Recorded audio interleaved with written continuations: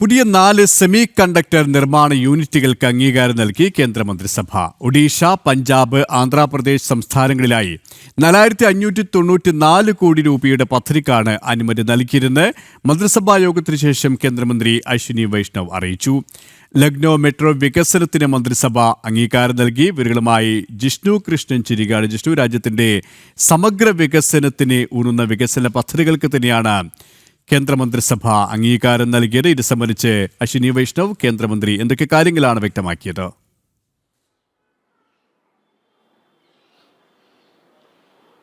പ്രധാനമന്ത്രി നരേന്ദ്രമോദിയുടെ അധ്യക്ഷതയിൽ ചേർന്നിട്ടുള്ള കേന്ദ്ര മന്ത്രിസഭാ യോഗമാണ് നിർണായകമായിട്ടുള്ള പദ്ധതികൾക്ക് അംഗീകാരം നൽകിയിട്ടുള്ളത്. അതിൽ ഏറ്റവും പ്രധാനം ഇലക്ട്രോണിക്സ് മേഖലയിൽ രാജ്യത്തിന്റെ കുതിപ്പിന് കരുത്തു പകരുന്ന തരത്തിൽ പുതിയ 4 സെമി കണ്ടക്ടർ നിർമ്മാണ യൂണിറ്റുകൾക്ക് മന്ത്രിസഭ അംഗീകാരം നൽകിയിട്ടുണ്ട്.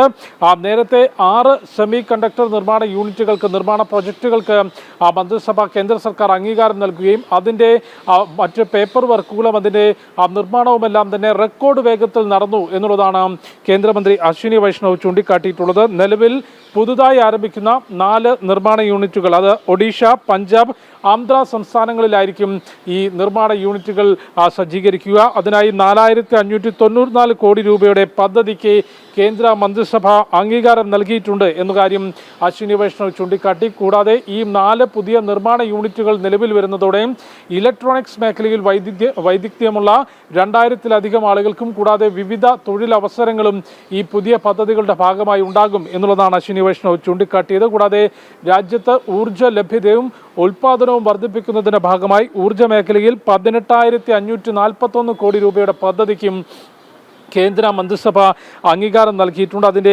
വിശദാംശങ്ങൾ പരിശോധിക്കുമ്പോൾ ഏറ്റവും പ്രധാനമായി 8146 കോടി രൂപ നിക്ഷേപിച്ചുകൊണ്ട് 700 മെഗാവാട്ട് ടാറ്റോ ഹൈഡ്രോളിക് പവർ പദ്ധതിക്ക് മന്ത്രിസഭ അംഗീകാരം നൽകിയിട്ടുണ്ട്. കൂടാതെ രാജ്യത്ത് ഊർജ്ജ ലഭ്യത ഉറപ്പാക്കുന്നതിനുള്ള എല്ലാ നടപടിക്രമങ്ങളും അല്ലെങ്കിൽ എല്ലാ പ്രവർത്തനങ്ങളും കേന്ദ്ര സർക്കാരിൻ്റെ ഭാഗത്തുനിന്നുണ്ടാകുന്നുണ്ട്. അതാണ് ഇത്രയധികം രൂപ ഈ മേഖലയ്ക്കായി മാറ്റിവെച്ചത് എന്ന കാര്യം അശ്വിനി വൈഷ്ണവ് ചൂണ്ടിക്കാട്ടി. മറ്റൊരു പ്രധാനപ്പെട്ട കാര്യം, ഇന്ന് മന്ത്രിസഭ അംഗീകാരം നൽകിയിട്ടുള്ളത് ലക്നോ മെട്രോ വികസനത്തിനാണ്. 5801 കോടി രൂപ ചെലവിൽ ലക്നോ ഫേസ് 1B പദ്ധതി പൂർത്തിയാക്കും എന്നുള്ളതാണ് മനസ്സിലാക്കുന്നത്. അതിൽ ഓൾഡ് ലക്നോ മേഖലയിലെ 12 സ്റ്റോപ്പുകൾ, 12 സ്ഥലങ്ങളെ ബന്ധിപ്പിച്ചുകൊണ്ടായിരിക്കും ലക്നോ മെട്രോയുടെ വികസനം നടക്കുക. അത് ലക്നോ നഗരത്തിന്റെ, പ്രത്യേകിച്ച് ഓൾഡ് ലക്നോ മേഖലയിലെ ഗതാഗത കുരുക്കിന് വലിയ മാറ്റമുണ്ടാക്കും. അത്തരത്തിലാണ് പദ്ധതി വിഭാവനം ചെയ്തിട്ടുള്ള. അത്തരത്തിൽ ലക്നോ മെട്രോയുടെ വികസനം, കൂടാതെ ഊർജ്ജ മേഖലയിൽ